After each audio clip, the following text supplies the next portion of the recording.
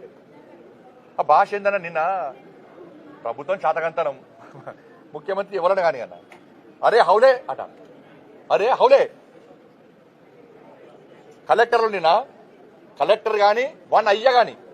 collector కానీ one అయ్య కానీ అట పోలీసోడు ఇది కేటీఆర్ కొడుకు వాడే భాష ఇది కేసీఆర్ కొడుకు వాడే భాష కలెక్టర్ కానీ వన్ అయ్య కానీ అట ఇది అన్ని భాష ఇది తెలంగాణ భాషనా ఇది తెలంగాణ యాసనా ఇది ఇంత అహంకారం ఎందుకు కనీసం సంస్కారం లేదు సంస్కారహీనుడు నువ్వు